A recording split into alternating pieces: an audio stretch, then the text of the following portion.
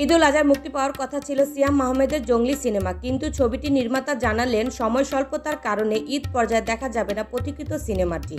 মুক্তি না পাওয়ার কারণ হিসেবে নির্মাতা জানান, গত মাসে আউটডোরে শুটিংয়ের সময় প্রচণ্ড গরমে ইউনিটের অনেকেই অসুস্থ হয়ে পড়েন, তবুও আমরা কঠোর পরিশ্রম চালিয়ে গেছি। সর্বশেষ ঘূর্ণিঝড়ের প্রভাবে শুটিং বন্ধ রাখতে হয়। ঝড়ের কবলে পড়ে পুরো একটি সেট ভেঙে যায়। প্রকৃতির ওপর তো আর কারো নিয়ন্ত্রণ নেই। দর্শকদের যে সিনেমা আমরা উপহার দিতে চাই সেই কোয়ালিটি দেওয়া সম্ভব নয় এই ঈদে। তবে অনেকেই ভাবছেন তুফানের দাপটে ভয় পেয়ে সরে গেল কিনা জঙ্গলি। এমন প্রশ্নের উত্তরে নির্মাতা জানান, তুফান আর জঙ্গলি এক ধরনের সিনেমা নয়। তুফান আসবে এটি জেনে বুঝেই আমরা ঘোষণা দিয়েছিলাম সিনেমা মুক্তির কথা।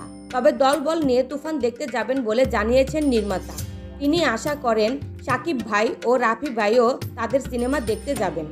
জঙ্গলি সিনেমার প্রধান চরিত্রে অভিনয় করছেন সিয়াম আহমেদ, তার বিপরীতে রয়েছেন শবনম বুবলী। ছবিটির অন্যান্য চরিত্র সম্পর্কেও জানা গেছে।